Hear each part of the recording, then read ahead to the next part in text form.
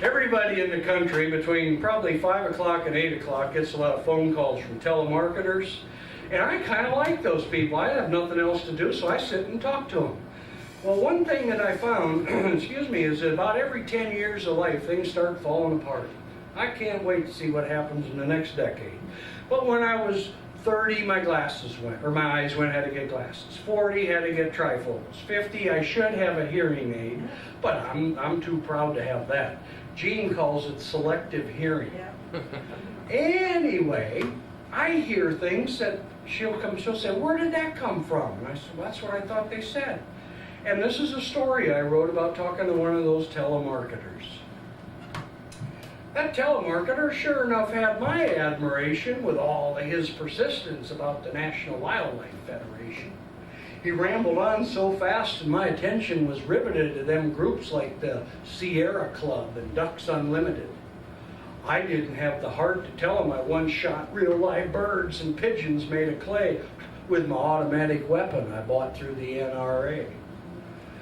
He said he needed my help. Now imagine that. I thought he said he wanted me to collect animal scat.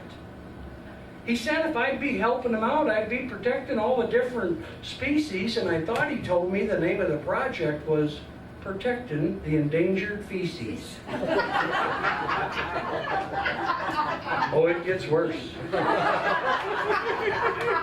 This new venture didn't make a lick of sense, but being a retired rancher, I figured I could look for droppings while checking my fence. And so I was off on my poopy patrol, taking account and taking a toll on behalf of the endangered feces. I gathered globs of grizzly and bulk of bison and all kinds of scat from fowl.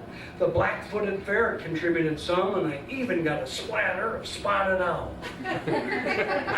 There were goose globs and black bear fobs and bighorn scat, of course.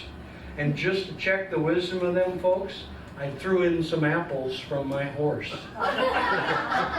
Meanwhile, back at my barn that I now call my lab, I laid out the morsels on a slab to prepare for shipping. I shellacked them and glued them on a board real tight, and then I identified and labeled each one just right. Some 3 weeks after the mail took its course, a telemarketer called and was hoarse from all of his screaming. If I ever again get into an instance with a guy who's selling long distance and calls me up on the phone, I'll check my hearing aid power and say with a scour, there ain't nobody home.